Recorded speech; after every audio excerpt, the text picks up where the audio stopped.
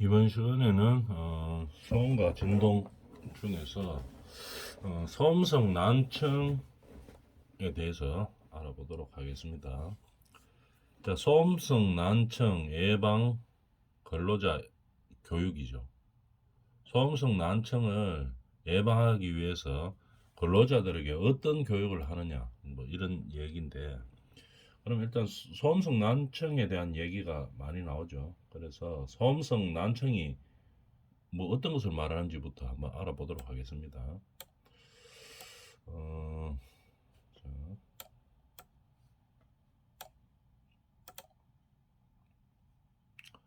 소음성 난청이라고 하는 것은 기준이 있죠.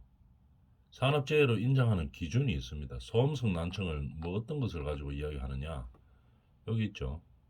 산재보험법에 따라서 소음성 난청이 업무상 질병 인정이 되려면 어떤 요건이 있어야 되는가 하면은 85데시벨 이상입니다. 85데시벨 이상의 연소금 뭔 줄 알죠? 저번 시간에 배웠죠. 85데시벨 이상의 연소금에 3년 이상입니다. 3년 이상 노출되어, 그러니까 사업장에 그 소음이 85데시벨 이상이라는 얘기겠죠. 85데시벨 이상 연소금에 어떻게 3년 이상 노출되어 한 기의 청력 손실이 40데시벨 이상인 난청을 말하는 겁니다. 소음성 난청. 우리가 보면은 사업장의 소음이 85데시벨 이상의 연소금에 3년 동안 노출되어야 됩니다. 그래서 한 기의 청력 손실이 40데시벨 이상이 되면은 이걸 갖다가 좀 더 크게 해볼까요? 40데시벨 이상 되면은 한쪽 귀의 청력 손실이 이거를 소음성 난청이라고 인정하는 산재 기준입니다. 그죠? 이런 식으로 정의가 되어 있죠.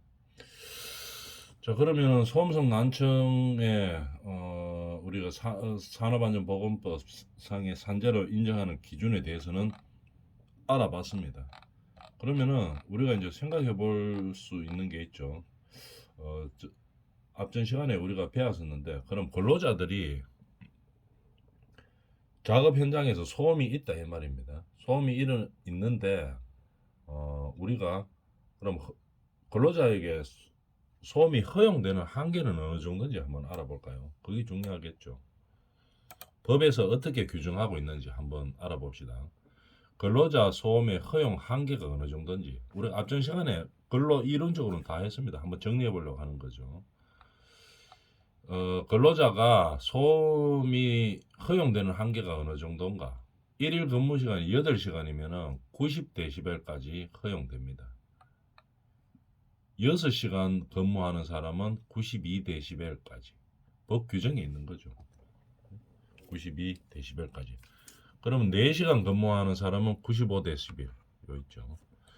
3시간 근무하는 사람은 97데시벨, 2시간은 100데시벨, 1시간은 105데시벨, 30분 근무하는 하루에 30분 근무하는 사람은 110데시벨까지 법으로 허용이 되고 있습니다. 산업안전보건법상에 우리가 근로자들이 소음에 노출되는 범위를 정하고 있죠. 시간별로 근무하는 시간, 1일 근무 시간 따라서 소음 강도가 허용되는 게 다릅니다. 그러면은 30분이 110데시벨까지 허용되네요. 그러면 아예 허용 안 되는 범위는 어느 정도입니까? 뭐 하루에 1분을 근무하더라도 아니면 1초를 근무하더라도 허용 안 되는 범위가 있죠. 자, 앞전 시간에 했었죠. 115데시벨입니다. 115데시벨은 근로자들에게 소음이 있으면 안 됩니다. 그죠? 허용 기준치가 안 되는 거겠죠. 그런 식으로 우리가 정의를 할 수가 있습니다. 왜냐하면 우리가 왜 이거를 다시 한번 정리해 보는가 하면은 소음성 난청이 뭔지 이걸 알아야지 뭐 근로자를 예방을 할 수가 있겠죠. 그런 식으로 우리가 정리를 할 수 있었습니다. 그러면은 또 하나 좀 알아보면은 소음성 난치가 그러면 많다고 이야기하는데 많기 때문에 이런 규제들과 예방 교육을 하려고 하는 거겠죠. 그러면은 소음성 난치가 우리 난청이 발생했을 때 뭐 어떤 것들을 소음성 난청이라고 인정하느냐 법에서는 그 판단 기준을 좀 알아줘야 되겠죠. 그래서 한번 보면 소음성 난청의 판단 기준 우리 법에서 인정하는 기준입니다. 뭐 어떻게 돼가 있나 한번 봅시다. 세 가지로 구분할 수 있어요. 소음성 난청, 노인성 난청, 혼합성 난청, 그 다음에 비대칭 및 편측성 난청 이렇게 구분합니다. 각각 하나씩 한번 알아봅시다. 노인성 난청은 뭐 어떤 것이냐? 우리가 소음성 난청은 이 산업안전보건법상 재해로 그죠? 인정하는 기준이 좀 산재 보상 기능 가능한 것이 다른 분야에 비해서 조금 뭐라고 해야 될까요? 완화되어 있다 할까요? 조금만 증명이 되면은 인정을 해주는 부분이 좀 많이 있습니다. 그 유형들에 대해서 지금 인정을 한번 보는 거죠.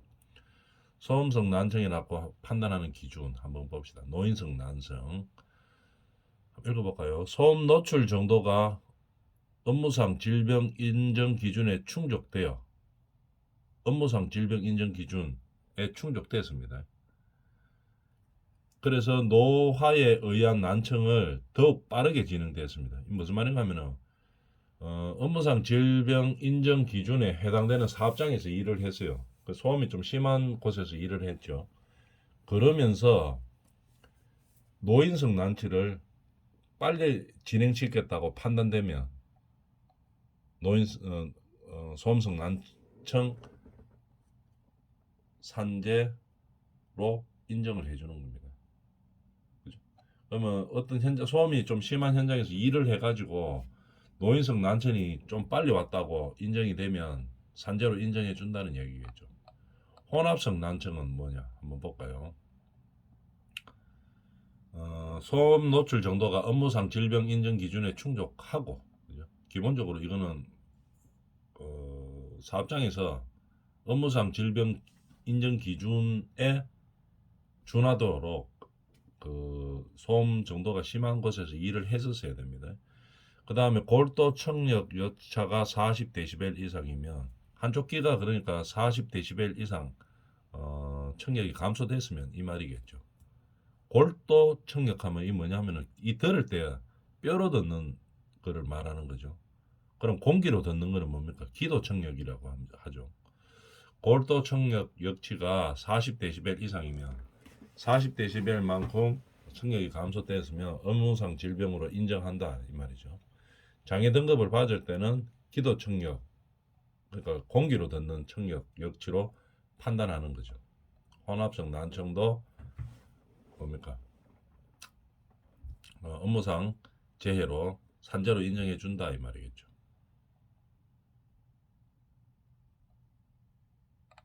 혼합성 난청일 때도 그렇게 됩니다. 그 다음에 비대칭 및 편측성 난청 소음 노출 정도가 업무상 질병 기준에 충족하는 경우이면서 양쪽 청력 역치가 비대칭인 경우라도 비대칭 한쪽은 역치하면 뭐냐면은 청력 역치 같으면은 우리가 소음을 막 들어요. 소음을 많이 들었다가 이제 조금 쉬면 다시 돌아오죠 일반적으로. 근데 이 돌아오지를 안 합니다 이게. 그런 걸 갖다 역치라고 이야기하죠. 영구 역치는 아예 안 돌아오는 거고. 그죠? 역치라면 조금 청력 소음이 있더라도 휴식을 취하면 이 돌아와야 되는데 이 안 돌아오는 정도를 가지고 역치라고 이야기하는 거죠. 비대칭인 경우라도 한쪽은 돌아오고 한쪽은 안 돌아온다 이 말이겠죠. 다른 원인에 의한 난청이 다른 사업장이 아니고 다른 원인에 의한 난청이 명백하지 않으면 업무상 질병으로 인정해 준다는 얘기겠죠. 이렇게 세 가지로 우리가 난청을 판단합니다. 소음성 난청이라고 판단합니다. 산재 보상이 가능한 난청이라고 판단하는 거죠. 노인성 난치, 혼합성 난치, 비대칭 및 편측성 난청 이렇게 인정해주고 있습니다. 이런 소음성 난청에 대해서 우리가 좀 알고 기본적으로 중요한 부분은 이제 금방 했었죠.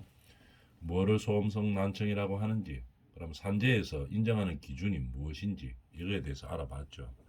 이만큼 소음에서 이제 제일 중요한 게 이거죠. 난청이 오나 안 오나 이거죠. 우리가 소음 진동을 공부하는 이유는 근로자들이 이 소음성 난청에 노출돼 가지고 난청이 되냐 안 되냐, 막을 수 있냐 없냐, 이것 때문에 소음과 진동을 공부를 하는 거죠. 그래서 좀 자세하게 알아봤습니다. 예방 교육 내용은 뭐 어떤 것이 있는가 한번 봅시다. 어떻게 교육해야 되느냐? 이 소음의 유해성과 어떤 해를 끼치고 인체에 어떤 영향을 미치는지를 교육해야 되겠죠. 그 다음에 소음 측정과 평가, 소음의 처가 정도 및 소음 노출 저감 방법, 어떻게 하면 소음에 잘 노출되지 않을 것인가, 이런 것들을 교육을 해야 되는 겁니다.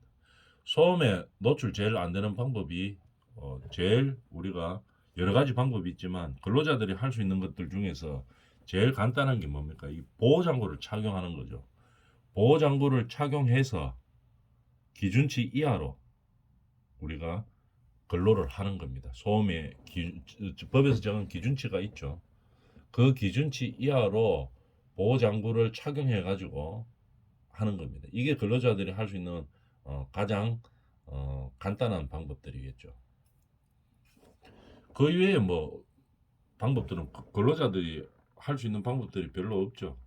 뭐 예를 들어서 소음원을 절감시킨다든지 뭐 방향을 바꾼다든지 이런 것들은 근로자들이 별로 할 수가 없죠. 그래서 보호구를 잘 착용하고 근로 행위를 해야 됩니다. 물론 이제 보호구를 차면 좀 귀찮죠. 귀찮고 뭐 작업을 하기에 좀 불편하기도 하고 그렇습니다. 그렇지만도 이 보호구를 잘 착용해야 우리는 근로자들은 우리가 난청을 예방할 수 있는 거죠. 그래서 보호구의 착용이 가장 근로자들이 할 수 있는 것들, 예방할 수 있는 것들 중에 중요한 것 중에 하나다. 그런 거 알아주면 되겠죠. 착용 목적, 뭐 때문에 보호구를 착용하는지를 교육해야 되고, 그 다음에 장단점, 보호구를 착용했을 때 장점과 단점을 알아야 되고, 그 다음에 어느 정도의 차음 효과가 일어나는지 이런 것들을 예방시키고 교육해야 되는 겁니다. 교육을 해야 되겠죠. 그럼 보호구 선정과 착용 방법 및 주의사항 이거에 대해서도 이제 이야기를 해줘야 되겠죠. 교육을 시켜야 되겠습니다. 근데 이 보호구는 하나만 딱 준비하면 안 되죠. 근로자들한테 하나만 딱 주고 요거 착용해라 이러면은 안 되겠죠.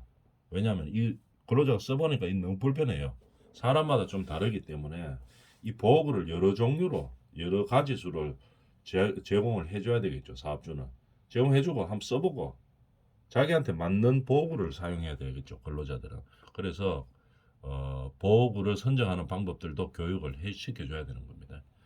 그 다음에 항상 이 청력 검사를 잘 해봐야 되겠죠. 정기적으로 해봐야 됩니다. 그래서 이 청력 검사를 근로자들 하는 목적과 방법, 그 다음에 어떤 결과가 나왔을 때 사후 관리를 어떻게 해줘야 되는지도 교육을 시켜줘야 되는 겁니다. 그 다음에 우리 사업장에서 시행하고 있는 청력 보조 프로그램이 어떤 것들이 있는지, 그 다음에 향후에 어떻게 대처할 수 있는지 이런 것들에 대해서 교육을 해줘야 되는 거겠죠. 그래서 결국은 뭐 때문에 하는 겁니까 이거? 근로자들이 소음성 난청이 안 생기도록 하는 거겠죠. 그것 때문에 하는 겁니다. 이 소음성 난청을 예방하고 그 다음에 근로자의 청력을 보호하기 위해서 우리가 이 모든 조치들을 하고 있는 것들이겠죠. 소음 저감하는 방법 뭐 이런 것들을 교육하고 이제 하는 것들을 우리가 이유는 목적은 단 하나죠. 근로자가 소음성 난청을 예방하고 소음성 난청의 병을 걸리지 않게 하기 위해 하는 겁니다. 그래서 청력을 보호하기 위해 하는 거겠죠. 그러면 이런 걸 위해서 뭐 사업주는 다 준비를 해놨습니다. 뭐 여러 가지 보호구도 해놓고 그 다음에 소음원도 최소화하기 위해서 뭐 여러 가지 소음을 줄이는 방법들을 뭐 공학적으로 여러 가지 이제 방법들을 사용했어요. 그 다음에 보고도 막 준비해놓고 이랬는데 이 근로자가 이걸 안 지키면 또 아무 의미가 없죠. 근로자도 반드시 어떤 조치를 취해야 됩니다. 자기 청력을 보호하기 위해서. 사업주만 해가지고는 안 되죠. 근로자도 반드시 지켜야 되는 부분들을 지켜줘야 된다는 얘기입니다. 그런 것들을 교육을 해야 되겠죠. 예방 교육. 그 다음에 소음 측정 및 노출 평가 어떻게 하는가 한번 봅시다. 소음 측정 및 노출 평가의 목적은 뭐냐? 소음 측정하고 노출되는 것을 평가하는 그런 목적이 뭐냐? 청력 보조 프로그램에 포함시켜야 되는 대상 근로자를 확인하기 위해서 소음을 측정하는 겁니다. 대상 근로자 확인. 대상 근로자가 예를 들어서 소음 측정해가지고 우리 이 현장에서 예를 들어가 뭐 한 2시간씩 근무하는데 100데시벨 이상 난다. 이러면 법에서 허용하는 기준치가 아니죠. 더 초과하는 겁니다. 그러면은 청력 보조 프로그램에 여기에서 일하는 근로자들을 포함시켜야 되겠죠. 그 근로자들을 포함시켜야 되는지 안 시켜도 되는지를 확인하기 위해서 뭐합니까? 소음 측정을 하는 겁니다. 그 다음에 소음 측정하는 또 이유가 뭐냐? 소음이 발생하는지를 여부를 확인해야 되겠죠. 그냥 이 수치로 정확하게 나와야 되는 겁니다. 소음이 발생했다 안 했다 이런 게 나와야 되지. 그냥 느낌으로 이야기해서는 안 되기 때문에 소음 측정을 하는 겁니다. 그 다음에 공학적인 개선 대책을 수립하기 위해서 소음을 측정해 보니까 기준치 이하예요. 법에서 정한 소음의 기준치 이하입니다. 그러면은 뭐 특별하게 뭐 개선 대책을 세울 필요가 없죠. 근데 이 소음을 측정해 보니까 이 법에서 정한 기준보다 훨씬 높아요. 그러면은 개선 대책을 마련해야 되겠죠. 보고 측정해 보고 이게 이쪽에서 소음원에서 이 문제가 있다. 그럼 여기서 줄여야 된다. 아니면은 뭐 여러 가지 소음을 저감시키는 방법들은 많죠. 이거 재료가 잘못됐다. 그럼 재료를 뭐 바꿔야 될 것이고 이런 식으로 개선 대책을 수립하기 위해서 소음을 측정하는 겁니다. 그 다음에 소음 감소 방안이 여러 가지가 있죠. 그 중에서 우선 행해야 되는 순위가 무엇인지를 판단하기 위해서 소음을 측정해 보는 거겠죠. 그래서 개선 대책을 찾기 위해서 소음 측정을 하는 겁니다. 그러면 우리가 법에 정한 작업 환경 측정 이외에 소음 측정 및 노출 평가는 누가 실시하는 겁니까? 산업위생 전문가나 우리 보건관리자들이 있죠. 보건관리자들이 하는 거죠. 보건관리자들이 하든지 아니면은 보건관리자들이 전문업체에 위탁해서 이제 실행을 진행하는 거겠죠. 물론 한다 안 한다 이 판단은 사업주가 하죠. 비용도 지불해야 되기 때문에. 그렇지만 이 보건관리자들은 이 법에 정한 것 이외에도 더 필요하다고 이제 건의를 할 수 있습니다. 건의를 하고 그런 보호 조치를 할 수 있도록 사업주를 관철시켜야 되겠죠. 그런 것들이 보건관리자들이 해야 될 의무들이죠. 그 다음에 소음 측정하는 이유 한번 봅시다. 소음 작업 근로자에 대한 소음 노출 평가는 요거 중요하죠. 그것도 시험에도 잘 나옵니다. 개인용 청력 보호구의 사용과 무관하게 평가를 해야 됩니다. 그래서 이게 무슨 말인가 하면은 나중에 어떤 문제가 생겼어요. 산재 막 신청하고 이랬는데 이 사람은 막 평생 우리 회사에 근무하면서 보호구도 한 번도 사용하지 않고 뭐 그래 했기 때문에 이 난청이 생긴 겁니다. 이렇게 주장할 수도 있죠. 회사에서는. 그러나 그거를 인정을 안 해준다는 얘기죠. 근로자에 대한 소음 노출 평가는 개인용 청력 보호구의 사용과 무관하게 평가해야 되는 겁니다. 즉 청력 보호구의 사용에 따른 차음 효과를 고려하지 않는 겁니다.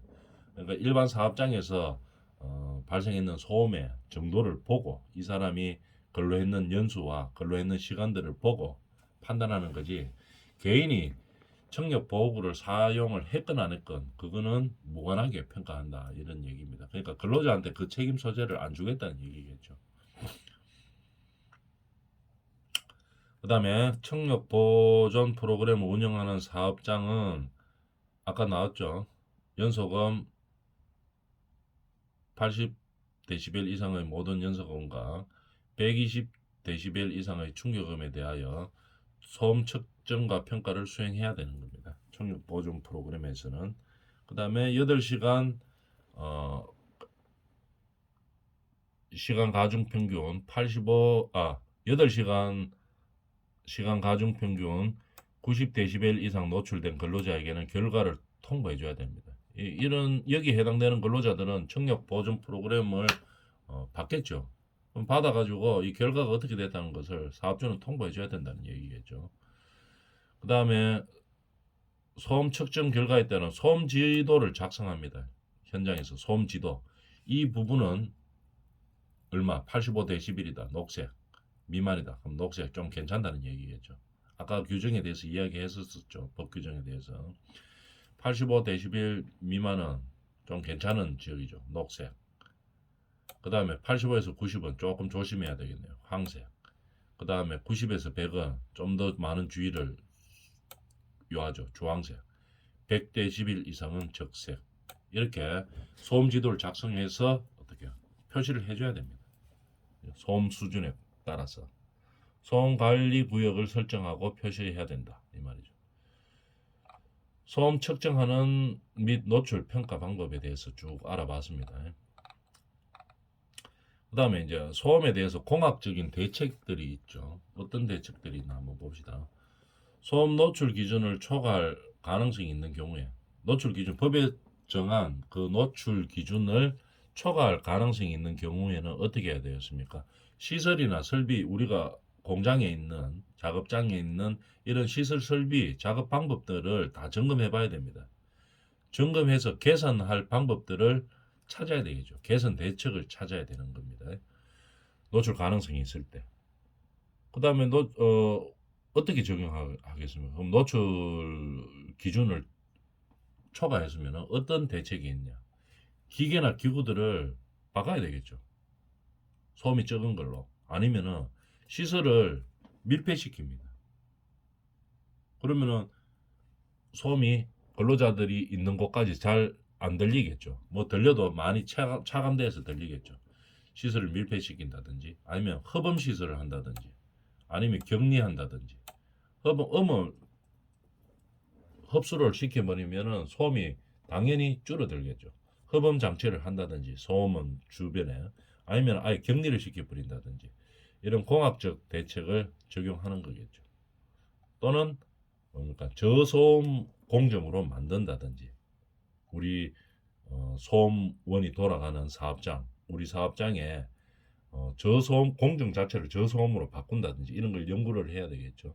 아니면 장비를 저소음으로 하는 장비로 사용한다든지 자재를 저소음으로 사용한다든지 아니면 공정 과정에서 뭐 느슨하게 돼 가지고 기계가 느슨하게 돼 가지고 그 마찰에 의해서 소음이 많이 난다 이러면은 소음원들을 그 발생하는 소음원들을 찾아서 없애야 되겠죠. 아니면 개선을 시켜야 된다는 얘기입니다. 소음원을 수정한다든지 아니면 소음 전파 경로를 어디로 가니까 소음이 어떤 경로로 전파되니까 이 경로를 수정한다든지 근로자가 없는 쪽으로 바꾸면 되겠죠. 노출 근로자에 대한 대책으로 구분한다 이 말입니다. 이렇게 공학적 대책을 세워서 소음을 좀 저감시키는 거겠죠. 그 다음에 소음원의 수정 방법으로는 어떻게 금방 이야기했던 기계 자체를 교체한다든지 아니면 마모된 부품은 교체한다든지 아예 발생 원인을 제거한다든지 아니면 방음장치를 한다든지 아니면 방음장치 한다든지 방진장치 한다든지 배치 방법을 바꾼다든지 운전 방법을 개선한다든지 이런 여러 가지 방법들이 있죠. 현장마다 다 다르기 때문에 일률적으로 말할 수 없지만은 그런 방법들을 찾아서 개선시키는 겁니다. 소음을 줄이기 위해서. 그죠? 경로를 소음 전파 경로도 어떻게 바꿀 수도 있죠. 배치를 변경한다든지 뭐 기계면 기계 우리가 소음원의 배치를 변경한다든지 아니면은 차음벽을 준다든지 차폐 효과를 노리고 차음벽 방음벽을 준다든지 아니면 허범 처리를 한다든지 이도 저도 안 되면은 음원이 소음이 나가는 방향을 바꾼다든지 방향을 조정한다든지 최소한 근로자들한테만 안 오면 되겠죠. 좀 줄일 수만 있어도 좋은 거죠. 그래서 방향을 조정한다든지 아니면은 소음 노출 근로자에 대한 대책으로 방음 감사실을 둔다든지 감시실을 준다든지 컨트롤할 수 있는 실을 둔다는 얘기겠죠. 차원 방법을 개선하는 겁니다. 근데 이런 공학적인 대책들이 여러 가지가 있는데 이도 저도 안 되면 어떻게 됩니까? 근로자들의 노출을 저감시키면 되겠죠. 줄이면 되겠습니다. 8시간 일하는 사람을 4시간으로 줄이면 될 것이고 아니면은 한두 달 근무하고 난 다음에 다른 쪽에서 근무하고 다시 이쪽으로는 순환 근무를 유도한다든지 아니면은 보호구를 착용하게 하는 방법 이렇게 해서라도 어떻게 소음에 대해서 근로자들을 보호해야 된다는 얘기입니다. 자, 이번 시간 여기까지 합니다.